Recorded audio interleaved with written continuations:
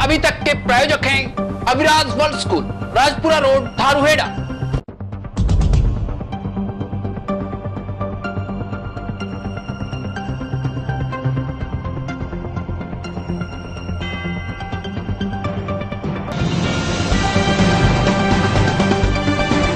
नमस्कार, मैं हूं कविता शर्मा। आप देख रहे हैं वीटीवी। वीटीवी में आपका स्वागत है। आइए नजर डालते हैं आज की सुर्खियों पर। स्टार एक्स इंटरनेशनल स्कूल ने रखी सरपंच की मीटिंग, स्कूल प्रमोशन के लिए ग्रामीण मुखिया के सुझाव।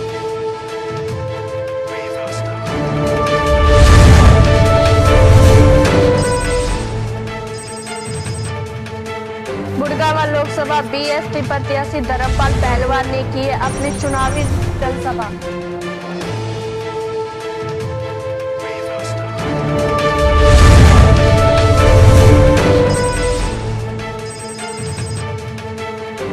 धारूहेड़ा का मुख्य द्वार पर कीचड़ की भरमार, नहीं दे रहा है प्रशासन ध्यान।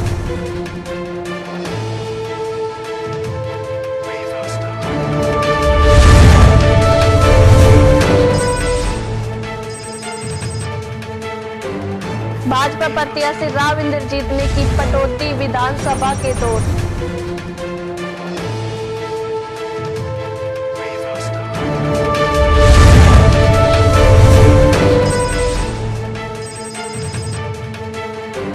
मुख्यमंत्री भूपेंद्र सिंह हुड्डा ने किया गुड़गांव के लोकसभा प्रत्याशी राव धर्मपाल के लिए रोज।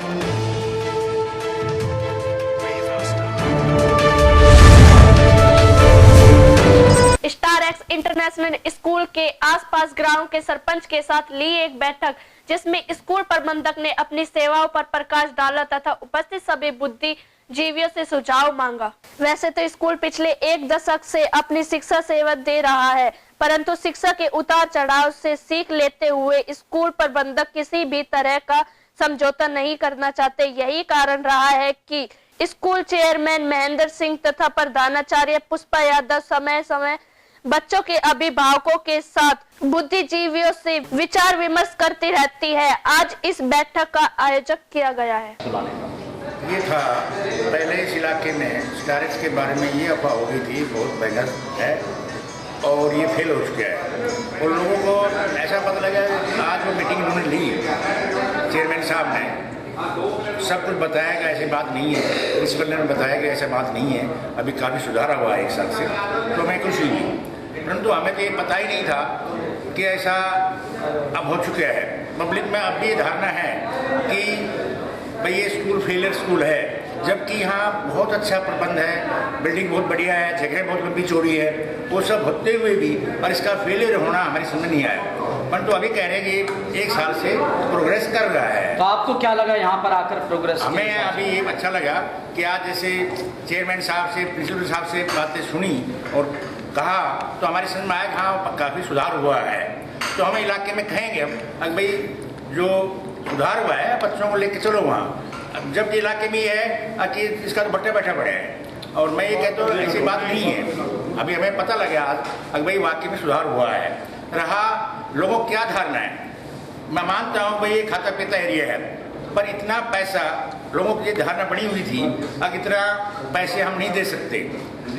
क्यों कहते बस 4 लाख मांगा है, 5 लाख मांगा है, तो ये बहुत वो था। आज ये कह रहे थे जैसे हिरोंडा स्कूल है रमन मुंजाल वाला और ये सिधरावली है लाल सिंह वाला, ताकि इसके बराबरी हमने वो कर दिया है तो बहुत अच्छा किया है। तो उसके बराबर बच्चे आएंगे, क्यों नहीं आएंगे। साहब आज यहाँ पर आप स्कूल की एक मीटिंग, आप सेमिनार अटेंड किया, तो कैसा लगा, किस बातों का? ऐसा जी, मेरा यहाँ फर्स्ट टाइम विजिट था। मैं गुड़गांव नागपुर से बिलोंग करता हूँ, लेकिन स्कूल के बिल्डिंग वगैरह देख के और स्कूल का एटमॉस्फेयर देख के, अच्छी खुली स्पेस है, इस स्कूल को बहुत आगे जाना है। और इस स्कूल का जो माहौल है, जिस तरह चेयरमैन साहब बात की है, प्रिंसिपल बहुत क्वालिफाइड टीचर रखे हैं, तो स्कूल का फ्यूचर बढ़िया है। पीछे क्या कमी रही वो तो चलो भाई हर चीज़ का टाइम होता है, लेकिन फ़िलहाल जो है स्कूल का माहौल और टीचिंग स्टाफ के बारे में जो बात हमने की है वो काफ़ी वेल क्वालिफाइड टीचर हैं। और मैं अपने एरिया से जितने भी मेरे मिलने वाले हैं उनसे कहूँगा अब स्टार स्कूल में ज़रूर अपने बच्चों को पढ़ाएं और इस स्कूल का फ्यूचर ब्राइट।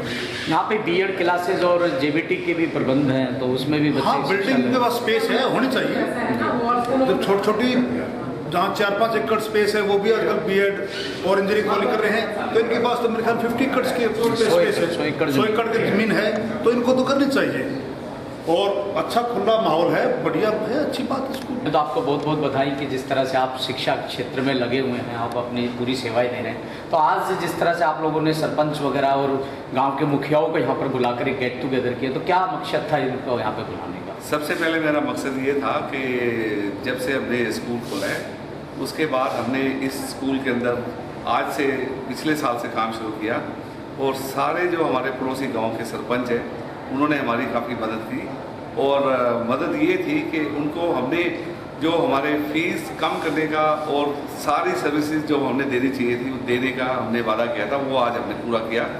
इसमें वो लोग काफ़ी आज उन्होंने हमें उसकी शाबाश दी, और हम चाहते हैं कि आगे भी वो हमारे साथ कोऑपरेट करके हमारे स्कूल को हमारी मदद करें, और हम लोग आगे से आगे और अच्छे बच्चों को यहाँ एजुकेशन देके दुनिया में उनका नाम लाएं। जी, जिस तरह से यहाँ पे आप बच्चों की बात कर रहे हैं, तो किस तरह से बच्चे एक्टिविटी में पार्टिसिपेट कर रहे हैं और किस तरह से बच्चे अपना मनोबल आपके अनुसार बच्चे चल पा रहे हैं? देखो, पहले ये था कि हमारे स्कूल में बच्चों को इतना ज़्यादा वो पढ़ाई के अंदर वो ध्यान नहीं दे रहे थे। अब हमने अच्छे से अच्छे टीचर ला के, हमारे प्रिंसिपल पुष्पा यादव जी काफ़ी दिन रात मेहनत में लगे हुए हैं, और उन्होंने काफ़ी अचीवमेंट की है। बच्चों में जो एकदम फेर बदल हुआ है इतने शॉर्ट टाइम के अंदर, उसको देख के हमें खुद बड़ी खुशी हुई है, और हम चाहते हैं कि आगे भी ये बच्चे हमारे उससे भी सियाने और बड़े इस दुनिया में बने। जी, तो क्या सर आपका मकसद शिक्षा लाइन में, क्योंकि जहाँ तक हम आपसे परिचित है कि आप वेल सेटल बिजनेस है आपका, और आप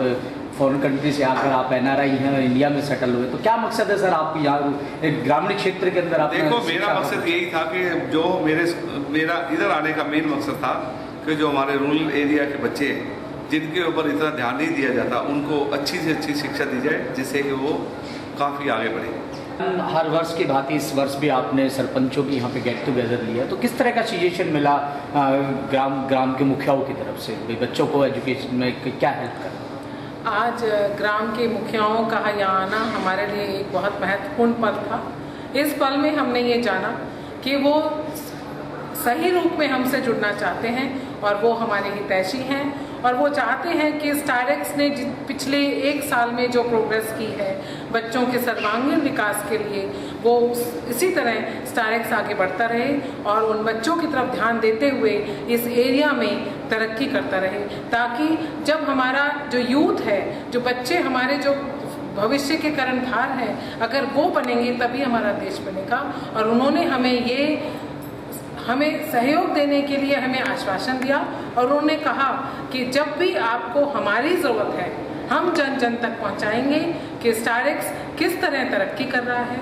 स्टारेक्स की फ़ीस की जो उनकी एक क्वेरी थी, उसमें उन्होंने बताया कि स्टारेक्स में फ़ीस अब बाकी स्कूल्स के हिसाब से उन्हीं के जैसी है, जो कि आज यहाँ का जो रूरल का जो निवासी है वो वहन कर सकता है। और हमारा ध्येय सिर्फ हमारे बच्चों की तरफ है, और प्रिंसिपल होते हुए मेरा एक ही लक्ष्य रहेगा कि मैं बच्चों के सर्वांगीण विकास में चेयरमैन साहब की मदद से स्टारेक्स के में पूर्ण रूप से उन पर ध्यान दूं, और उन्हें किसी भी चीज़ की किसी भी क्षेत्र में कमी ना रहने दूं, ताकि मेरे स्टारेक्स के बच्चे जहां भी जाएं वहां स्टारेक्स का नाम ऊंचा करते हुए अपने लक्ष्य की प्राप्ति करें, और उनका ऐसा जो एम है वो पूरा।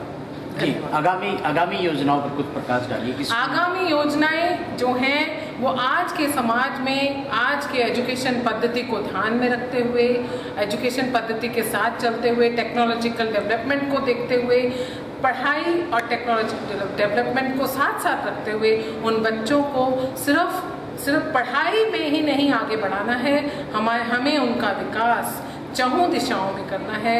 सर्वांगीण विकास का मतलब है बच्चा हर फील्ड में अच्छा होना चाहिए, पढ़ाई में, स्पोर्ट्स में, कल्चरल में, और उसका फिजिकल और वैल्यू एजुकेशन का जो स्तर है वो भी पूर्ण रूप से उच्च कोटि का होना चाहिए। गुड़गांव के लोकसभा बीएसपी प्रत्याशी पहलवान ने किए अपनी चुनावी जनसभा। गांव में पहुंचकर धर्मपाल पहलवान विपक्ष पार्टी राव इंद्रजीत तथा कांग्रेस के प्रत्याशी राव धर्मपाल राव पर तीखे वार करते हुए कहा कि वह ये लोग हैं जो सिर्फ 10-15 दिनों तक जनता के बीच में आते हैं, फिर 5 साल तक नजर नहीं आते। यहाँ पर उपस्थित सभी मेरे हम उम्र युवा साथी, मेरी आवाज को सुनती हुई सभी मातृशक्ति, मैं यहाँ आने पर अपनी तरफ से, अपनी पार्टी के सभी पदाधिकारियों की तरफ से, अपने सभी साथियों की तरफ से आप सभी के चरणों में अपना सर झुकाकर सभी को नमन करता हूँ। आज मैं आपके बीच में अपने प्रचार प्रसार के माध्यम से आपसे अपनी वोट की अपील करने के लिए आपके बीच में आया हूँ। आपसे निवेदन में प्रार्थना करने के लिए आया हूँ कि आज़ादी के 67 वर्ष बीत चुके हैं। 67 वर्ष बीत जाने के बाद में भी आज तक हमारे बीच में से आपकी वोट की ताकत से कोई जमींदार वर्ग, कोई मजदूर वर्ग, कोई दलित वर्ग, कोई पिछड़ा वर्ग से जन्म लेकर कोई उस दिल्ली की संसद का रास्ता आपके बीच में से नहीं तय कर पाया है। इसका सबसे बड़ा कारण जो मैंने समझा है वो ये है कि गुड़गांव लोकसभा सीट का जिस तरह से कैसे भौगोलिक दृष्टि से मैंने इसे देखा है, लगभग 185 किलोमीटर लंबी इसकी सीमा है। 3 होम डिस्ट्रिक्ट इसके अंदर, 16 छोटे बड़े कस्बे इसके अंदर आते हैं और 12 से लगभग इसमें गांव पड़ते हैं। इसको अपने प्रचार प्रसार के माध्यम से मैं 1 साल से पूरे से लगा हुआ हूँ। मैंने 2 रैली की थी पहले, एक उजड़ा में और एक बावल में। उन रैलियों के बहाने मैंने हर गांव में जाने का एक संकल्प किया था, हर गांव की चौपाल पर गया था, हर गांव के गली गलियारों में जाकर मैंने लोगों को निमंत्रण दिया था। तो मैं आपको ईमानदारी से बताना चाह रहा हूँ कि मैं 1 साल से पूरे से लगा हुआ हूँ और मैं पिछले 1 महीने से पूरे 20-20, 25-25 गाँवों के दौरे हर रोज कर रहा हूँ, लेकिन मैं अभी तक पूरे गाँवों का दौरा नहीं कर पाया। मैं समझता हूँ जो आदमी 15 दिन के अंदर टिकट लेकर आपके बीच में आता है वो शायद अपने प्रचार प्रसार के माध्यम से नहीं पहुँच सकता आपके पास। जो आदमी आपके पास आपके गली गलियारों पे आपके चौपाल के बारे में, आपके विकास, आपकी व्यवस्थाओं के बारे में नहीं समझता हो तो शायद वो आपके बारे में, आपके विकास को भी कभी, आपकी व्यवस्थाओं को कभी नहीं बना सकता। आपकी व्यवस्थाओं को वही बना सकता है जो आपके बारे में समझता होगा। एक गरीब और अमीर के बीच की खाई को समझता हो, आपकी किस तरीके की दुख तकलीफ है उनको समझता हो, वो आदमी आपके काम आ सकता है। मैं तो एक किसान परिवार में जन्म लेकर यहाँ तक पहुँचा हूँ। मेरे पिताजी ने देश की सेवा सेना में रहते हुए 21 साल की थी। सन 41 से सन 62 तक राजपूत रेजिमेंट में होते हुए उन्होंने सेना में रहकर एक भारतवर्ष की सेवा की। इसी तरीके से मैंने भी एक समाज में रहते हुए पिछले 15 वर्षों से इस समाज की सेवा की है। इस समाज की सेवा करने के नाते 36 बिरादरी को अपना माँ बाप, अपना भाई, अपना साथी समझकर आपका आशीर्वाद लेकर यहाँ तक पहुँचा हूँ। 36 बिरादरी को अपना माँ बाप, अपना भाई, अपना साथी समझकर आपकी सेवा करना चाहता हूँ। अब आपको तय करना है कि जो और सांसद आपकी वोट की ताकत से बनते थे, क्या वो आपके काम आ सके या मेरे में आप विश्वास कर पाओगे। मैं तो आपसे निवेदन करना चाहूँगा कि बहुजन समाज पार्टी एक ऐसी पार्टी है जो सभी दलों को, सभी वर्गों को, सभी जातियों को बराबर मान सम्मान देती है। उसमें सबको बराबर हक और अधिकार मिलते हैं। आपको ऐसी पार्टी का साथ देना चाहिए जो पूरे देश को एक सूत्रधार में बांधकर पूरे देश को चला सके, पूरे देश की बागडोर को संभाल सके। पूरे देश में कोई धर्म, कोई सांप्रदायिक दंगे ना भड़के, पूरा देश उस नेता में विश्वास कर सके। देश को जोड़ने का काम करे, देश को तोड़ने का काम ना करे, ऐसा नेता आपको चुनना चाहिए। बहुजन समाज पार्टी एक ऐसी पार्टी है जिसके अंदर उत्तर प्रदेश में जब शासन था, आपने देखा होगा, उत्तर प्रदेश के अंदर बहन कुमारी मायावती की बहुजन समाज पार्टी की सरकार में उत्तर प्रदेश के अंदर पश्चिमी उत्तर प्रदेश, हरियाणा के पूर्वी हिस्से से पूरा जुड़ा हुआ है, लेकर सहारनपुर से मथुरा तक, गौतम बुद्ध नगर, ग्रेटर नोएडा अनेक नए शहर बसाने का काम बहन कुमारी मायावती ने किया। लाखों करोड़ रुपए की लागत से अनेक विकास उन्होंने उत्तर प्रदेश के अंदर कराए। बहन कुमारी मायावती जी की जब सरकार उत्तर प्रदेश के अंदर थी तो वहां पर सभी दलों को, सभी वर्गों को समान हक मिला, समान हक और अधिकार दिलाया गया, सभी को सम्मान दिलाया गया। उन्होंने कभी भी किसी एक जाति की लड़ाई न लड़के सर्व समाज की उन्होंने लड़ाई लड़ी।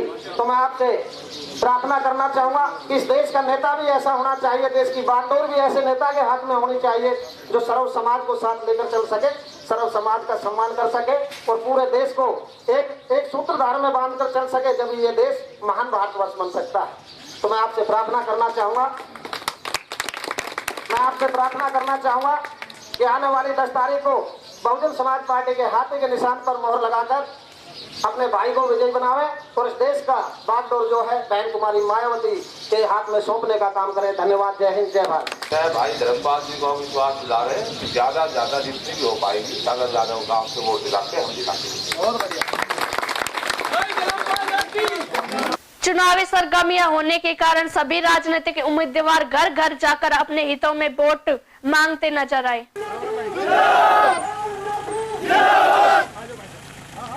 हमारा नेता कैसा हो? हमारा नेता कैसा हो? मोदी जैसा हो। Vote for Modi, vote for Modi, vote for Modi, vote for Modi. कैसा हो? मोदी जैसा हो। भैया एक minute. Vote for Modi, vote for Modi, vote for नेता कैसा हो? इलाके के सब बुजुर्ग साहिबान, नौजवानों, दोस्तों, आज इलेक्शन के दौर में आया हूं और गांव वालों ने कहा कि भाई इंद्रजीत सिंह को जरूर लाओ। कई साथी कहे कि इंद्रजीत नहीं आएगा तो हम रूस जाएंगे, तो भाई अपना एक जगह का और का प्रोग्राम कैंसिल करके और मैंने कहा यहाँ राठीवा जरूर आएंगे, तीनों गाँव के यहाँ पर। और मैं ये भी कहना चाहता हूँ कि मुझे इस बात का एहसास है कि आपके गाँव ने मुझे हमेशा समर्थन दिया, पिछली बार भी दिया, और इस बात का भी शायद किसी को गांव के अंदर एतराज होगा कि भाई इंद्रजीत सिंह ने हमारा फ्लाईओवर नहीं बनवाया। हमने कोशिश करी, गांव के तरफ से कई आदमियों ने आकर के बहुत प्रयास किया, लेकिन ये सरकारी निकम्मी है। अब ये क्या करा जाए इसका? अगर कांग्रेस छोड़ दे, जो सरकार मारी मारी होती है तो होता होगा। ये सारे के सारे आकर के देख जाते हैं और फिर करते कुछ नहीं। जैसे हाथी के दांत होते हैं, दिखाने के और होते हैं, खाने के और होते हैं। तो दिखाने के तो ये मंत्री डोल जाते हैं। हमने 2 मंत्रियों के इनके हाईवे के ऊपर दौरा करवा दिया, हमने सेक्रेटरी का दौरा करवा दिया, लेकिन जगह जगह के ऊपर जहाँ जरूरत है, जहाँ किसान की जमीन 2 जगह बटी हुई, उर्ली पास, परली पास, इन्होंने उसके बारे में तो कुछ किया ही।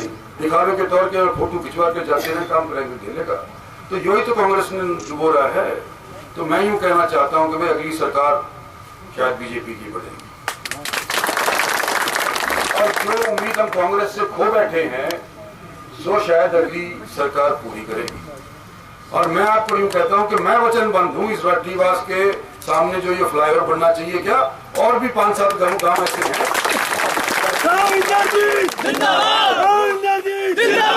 रोजाना कोई ना कोई मौत हो जाती है, किसी का बैनर मर जाता है, किसी का बैटरी मर जाती है, कुछ ना कुछ होता रहता है।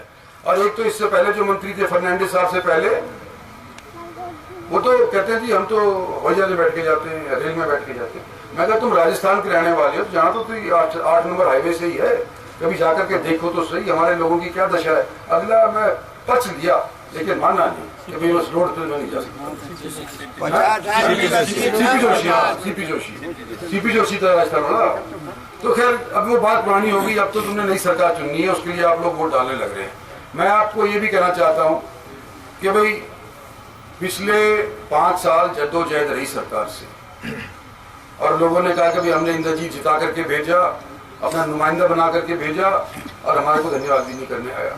तो भाई ये तो बात दुरुस्त है कि धन्यवाद करने नहीं आया, इस चीज़ की महसूस मत करिए। मेरी जद्दोजहद रह रही थी, मैं आपके गांव में आता, कुछ बात कहता आप लोगों को, अकेडमी में इसको सिरे चढ़वा दूंगा हरियाणा सरकार से, तो सिरे चढ़ती नहीं, मेरे को शर्मिंदा होना पड़ता। इसलिए मैं कहा इससे बेहतर तो उनका टाल करो, फिलहाल बाद में देखी जाएगी। तो आज मैं आया हूँ आपके बीच में, आपके अजीज के तौर के ऊपर, आपके हमसफर साथी के तौर के ऊपर हिमायत हूँ आपका, इसके अंदर कोई फर्क नहीं है। और मैं भी कहता हूँ कि ये जो सारी समस्या इसकी वाली है, ये अगली सरकार के मार्फत मैं आपके वकील के तौर पे कार्य करूंगा, और जब ये इलेक्शन खत्म हो जाएगा फिर धन्यवाद करने भी आऊंगा, ठीक है। फिलहाल मेरा इलेक्शन तुम संभालो है, ये आपसे निवेदन है। जो नौजवान खड़े पीछे, इनका से भी निवेदन है कि युवराज जी होगा नाराज था। मेरा इलेक्शन इस वक्त तुम संभालो, और मोटी मोदी फैंस क्लब, मोटी मोदी भी की भी, मोदी की भी अब कहेंगे। कल आ रहे हैं, कल गुड़गांव आ रहे हैं। तो उससे पहले मैं, जब मेरा इलेक्शन के लिए तुम वोट मांगने जाओगे तो तुमने कुछ कहना पड़ेगा ना कि इंद्रजीत की वोट क्यों दो। हाँ जी। तो सबसे पहले तो मैं यूँ कहता हूँ कि ये जो हमारे हुड्डा साहब हैं, यूँ कहते हैं कि भाई हम रावी ब्यास का पानी या भाखड़ा का पानी डालेंगे। तो कांग्रेसी तो सिर्फ भाषण देते हैं, करते कुछ नहीं है। प्रेसिडेंशियल रेफरेंस हमारा 3 प्रांतों का 7 साल से राष्ट्रपति ने सुप्रीम कोर्ट में भेज रखा है। आमतौर के ऊपर आजादी के बाद जितने भी प्रेसिडेंशियल रेफरेंस, कोई वकील है यहाँ पे?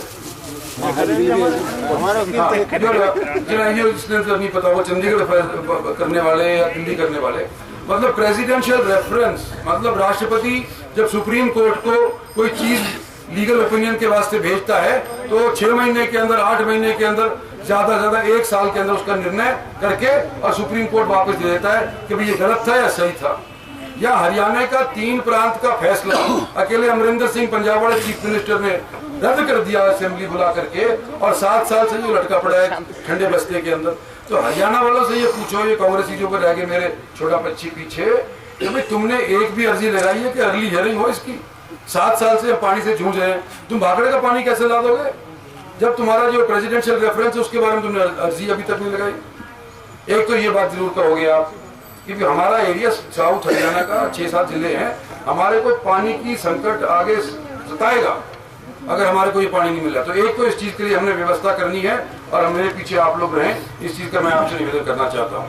दूसरी बात मैं यूँ कहना चाहता हूँ कि भाई लोग कहते हैं कि भाई चौटाला साहब ने खड़ा कर दिया जाकिर हुसैन, और भाई हम तो चौटाला साहब के गैल थे, और भाई अब जो जाकिर हुसैन खड़ा कर दिया तो हमें वोट देंगे। मैं यूँ पूछना चाहता हूँ आप सारे यहाँ पे खड़े हैं कि ये चौटाला साहब की कोई पार्टी वाला भी कोई चूक रहा था जब चौटाला साहब भीतर गए? तो मैं कांग्रेस में होते हुए मैंने कही थी कि भाई मेरे गले नहीं उतर रही हो बात। सबसे पहले आज मुझे लोगों की सहयोग की आवश्यकता है। ताऊ के जन्मदिन पे गए। मैं सिर्फ ये कहना चाहता हूँ कि जो तुम्हारे साथी किसी तौर के ऊपर किसी के मार्फत बरगलाए गए हैं उनके साथ आज तुम निपटोया। मेरे पास तो टाइम नहीं है बहस करने का, लेकिन मैं तुम्हारे को बता दिया कि यार क्या खेल हो रहा है। मोदी को कमजोर करने का, मोदी की बात करने लगा बाबा, मोदी को कमजोर करने की नियत तो है देश के अंदर कि भाई इसकी सरकार ना बढ़े, सत्ताई सरकार देश के अंदर ना बढ़े, और इंद्रजीत को हराने की नियत है जो हरियाणा के अंदर। इंद्रजीत हार जाएगा तो CLU करे जाइए, काटो बेचो 10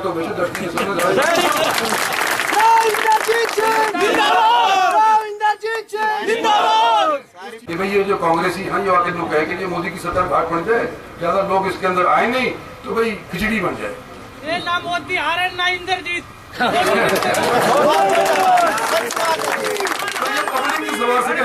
देश को तो ये इलेक्शन मेरा नहीं, मेरी पार्टी का नहीं, ये देश को बचाने वाला इलेक्शन बन गया। सर जी पिछली योजना से भी अधिक वोट देख लेना।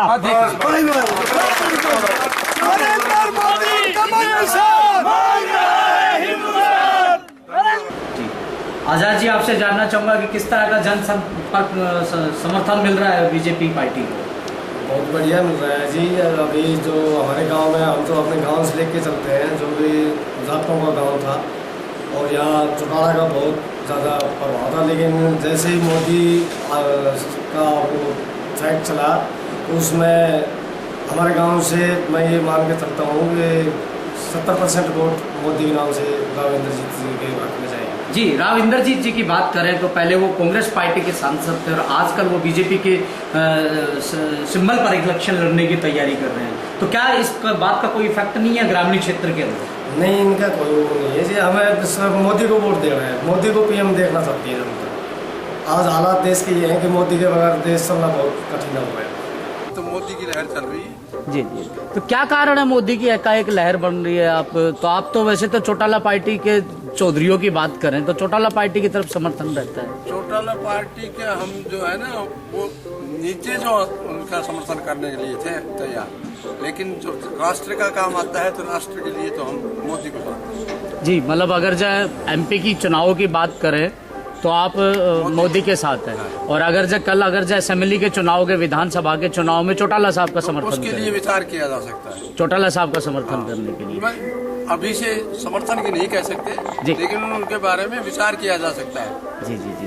सोनू, आपसे जानना चाहूंगा कि युवाओं में किस तरह की लहर अगर जो मोदी की बात करें? युवाओं में जी एक मतलब देश को बचाने के लिए युवा लड़ रहा है। आज की तारीख में युवाओं को रोजगार नहीं मिल रहा, युवा आज BA BCom MBA करे घूम रहे हैं, लेकिन मतलब कांग्रेस सरकार उनके बारे में कहीं नहीं सोच रही। कांग्रेस सिर्फ बिल्डरों की सरकार है और बड़े बड़े मतलब जो कि पैसे वाली फर्म है, पूंजीपतियों की सरकार है कांग्रेस। और जो मोदी जी हैं वो एक गरीब परिवार से उठकर एक चाय बेचने वाला बंदा पहले गुजरात को चलाता है और आज वो धीरे धीरे देश को चलाने की जिम्मेवारी ले रहा है। तो इससे हम मतलब ये समझ रहे हैं कि गरीब आदमी ही एक गरीब आदमी की सोच को समझ सकता है, उसकी भावनाओं की कदर कर सकता है। चौधरी साहब, आपसे जानना चाहूँगा कि पहले जो यहाँ के सांसद है राव इंद्रजीत जी, पहले कांग्रेस के 10 साल लगातार उन्होंने कांग्रेस का, जब से उन्होंने राजनीति स्टार्ट की तब से पिछले 35 साल से 30 साल से वो कांग्रेस के कद्दावर नेता रहे हैं, परंतु एकाएक ऐसा क्या हुआ कि जो उन्होंने बीजेपी का दामन थामना पड़ा? आपसे जानना चाहूँगा। भाई ऐसा है कि इसमें कांग्रेस सरकार में इनकी कोई पूछ नहीं हुई, इनकी कोई बात नहीं मानी गई और क्षेत्र के लोग तो यही चाहें कि भाई हमारा नेता काम करे। नेता कोई भी हो काम तभी करेगा जब उसको ऊपर से कोई हेल्प मिलेगी, ऊपर से हेल्प इनको मिली नहीं तो मजबूरी वश इन्होंने कांग्रेस छोड़ दी। एक लोकसभा की बात करें तो लगभग 15 लाख के आसपास वोटर होते हैं, हर वोटर की तो कोई डिमांड पूरी नहीं कर सकता, तो क्या आप उम्मीद कर पा रहे हैं कि इंद्रजीत जी बीजेपी में आकर कुछ कमाल कर पाएंगे? नहीं देखो ऐसा है, इतना बड़ा क्षेत्र होने के नाते भाई किसी की इंडिविजुअल डिमांड तो पूरी आज तक ना हुई है ना होगी किसी से भी। बाकी सामाजिक कार्य जो है वो 2, 4, 10 गाँवों का बीच में जो एक कार्य होता है उसको करा दे वही बहुत है। आपके गुड़गांव क्षेत्र लोकसभा क्षेत्र की बात करें तो यहाँ पर 3 कद्दावर नेता हैं। राव धर्मपाल भी लगातार 4 बार एमएलए रहे हैं। राव इंद्रजीत जी पहले बीजेपी में कांग्रेस में थे, आप बीजेपी में एक कद्दावर नेता के रूप में आपके सामने चुनावी मैदान में हैं। चौधरी जाकिर हुसैन का भी यही पुराना इतिहास है कि उनके फादर साहब 3 स्टेटों के अंदर मंत्री रहे हैं और चौधरी जाकिर हुसैन भी एमएलए रहे हैं। तो क्या आप इनके बीच में किस में मुकाबला समझ रहे हैं कि कौन से मुकाबले में? तीनों नेताओं की बात करें तो कौन है मुकाबले? देखो जी, इनमें तीनों में मुख्य मुकाबला कांग्रेस से राव धर्मपाल का और राव इंद्रजीत का ही होगा, क्योंकि कांग्रेस की वोट जो 15-20% वोट जो कांग्रेस की है वो ऑलरेडी उनको मिलेगी। जो माउंटेन की वोट जाकिर हुसैन को जो नहीं चढ़ेगी वो बीजेपी के बजाय कांग्रेस को समर्थन करेंगे, ना कि वो इंद्रजीत। इसलिए मुख्य मुकाबला कांग्रेस और इंद्रजीत में होगा। जाकिर बहुत पीछे चल रहा है। जाकिर की आप बात कर रहे हो तो अगर हम जाति विशेष की बात करें तो मोमडन जो पत्ता है तो वो जाकिर है। तो जाकिर जी को आप तीसरे नंबर पर किस तरह से, क्या कारण है जो तीसरे नंबर? क्योंकि वहाँ भी मोमडनों में भी जाकिर से काफ़ी खिलाफत चली हुई है जाकिर की। वहाँ जो मोमडन उसी के जो मोमडन की जो वोट है वो जाकिर के नहीं चल रही, क्योंकि जो जाकिर के भी वहाँ एंटी ग्रुप है वो कांग्रेस को समर्थन करेगा, ना कि जो जाकिर को चलेगा। इसलिए मुख्य मुकाबला बीजेपी का और कांग्रेस का ही। जानना चाहूँगा कि मुकाबले की बात करें तो बीजेपी को किस तरह का समर्थन मिल रहा है ग्रामीण क्षेत्र की और शहरी क्षेत्र में, जिस तरह से, क्योंकि एक आम नागरिक ही बता पाता है कि कहाँ से कितना समर्थन मिल पा रहा है? देखो जी, बीजेपी को ऐसे समर्थन मिल रहा है कि कांग्रेस के अब तक जो की कारनामे हुए, कुल घोटाले हुए, भ्रष्टाचार सरेआम चल रहा है, इसलिए बीजेपी को समर्थन दें। बने रहिए VTV के साथ, फिर मिलते हैं ब्रेक के बाद। As children, we've always considered becoming many things in life. Will I be a doctor and save lives? Will I be a pilot and fly up so high? Will I be a rock star and sing and dance? Will I be a teacher and teach everyone? There are so many things I want to be. Aviraj World School lets you be who you want to be. We provide your child with world-class facilities to induce seamless learning.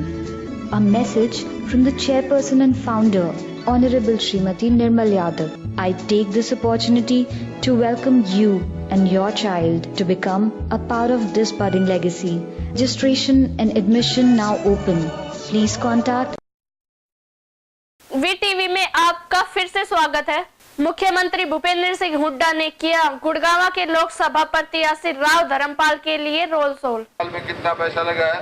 हमारे कार्यकाल में लग चुका है इतना 1,780 करोड़ 98,48,000 ये पैसा लग चुका है और भाई लगने लग रहा है।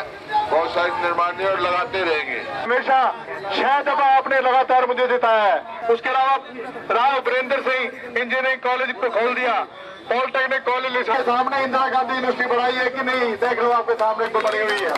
मुख्यमंत्री ने आप पे विश्वास किया है और आपके भरोसे पे हम एक टिकट लेके आपके बीच आए।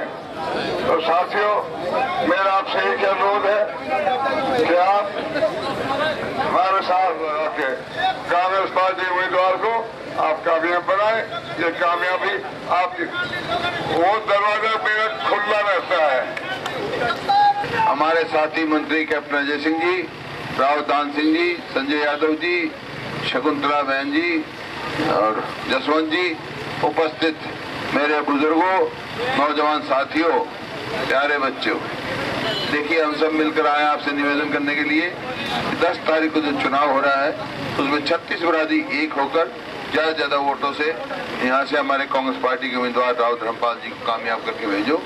और जो भाई आए हुए हैं गाँव से, मेरा सभी से निवेदन है कि मेरी हाजिरी भी सारे गाँव में लगा देना, ताकि लंबा सफर है और पहुंचा नहीं जाएगा। लेकिन मैं जो कैप्टन साहब ने बताया, 10 साल में केंद्र ने भी बहुत अच्छे काम किए और बहुत सारे अधिकार लोगों को दिए, चाहे भोजन का अधिकार है, चाहे शिक्षा का अधिकार है, चाहे आपका काम का अधिकार है। और हमने भी 9 साल में जब से कांग्रेस की सरकार बनी है बहुत विकास किया है। पूरे हरियाणा का 14वें नंबर से 1 नंबर पे लेके आए और खास तौर पर रिवाड़ी हल्के का। वही दुकानदारों का आरोप है कि पिछले 1.5 साल से जो कि तो बनी हुई है, नगर पालिका व प्रशासकों से कई बार शिकायत करने के बाद भी अब तक किसी का ध्यान नहीं है। दुकानदार अब खुद ही मलबा डालकर स्थिति ठीक कर रहे हैं। आसपास आम आदमी इस कीचड़ से निकलने पर मजबूर हो रहा है। इस दौरान हमने नगर पालिका कर्मचारी या तहसीलदारों से नगर पालिका से बात करनी चाहिए तो उन्होंने चुनावी ड्यूटी का दावा कर पल्ला झाड़ते नजर आए। सर, ये पानी भरा है, ये बिल्कुल बेकार है। कितने दिन से भरा हुआ है ये पानी? करीब 1.5 साल। तो इस पर कभी भी आपने कोई लिखित में या किसी तरह से प्रशासन से कभी कोई विनती नहीं की, इसके बारे में शिकायत नहीं की? वो ये कहते हैं कि हम क्या करें, इसका समाधान कोई नहीं। कोई समाधान? पल्ला झाड़ रहे हैं। दुकान के सामने जो पानी भरा हुआ है, तो क्या कहेंगे इसके लिए? पानी के बारे में तो बहुत गंदा बुरा माहौल होता जा रहा है।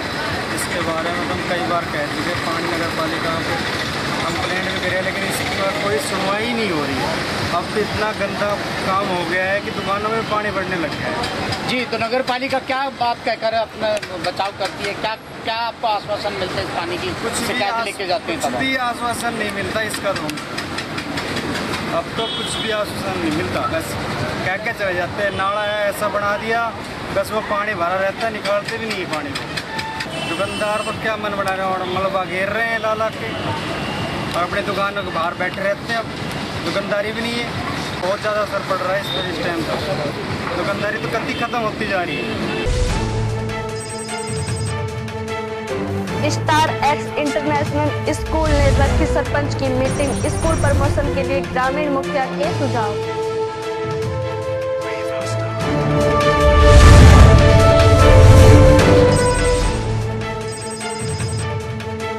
गुड़गांव लोकसभा बीएसपी प्रत्याशी धर्मपाल पहलवान ने की अपनी चुनावी जनसभा।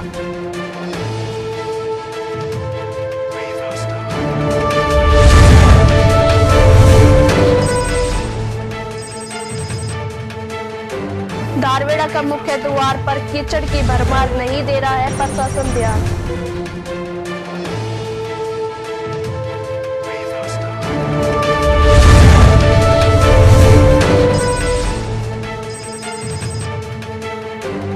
भाजपा प्रत्याशी राव इंद्रजीत ने की पटौदी विधानसभा के दौर।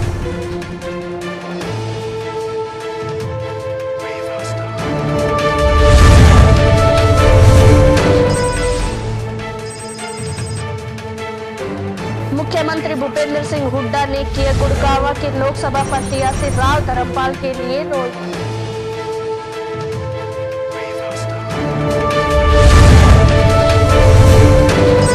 मेरे साथ वीटीवी की पूरी टीम को दीजिए इजाजत। जय हिंद। खबरें अभी तक के प्रायोजक हैं Aviraj world school, Rajpura road, Dharuhera.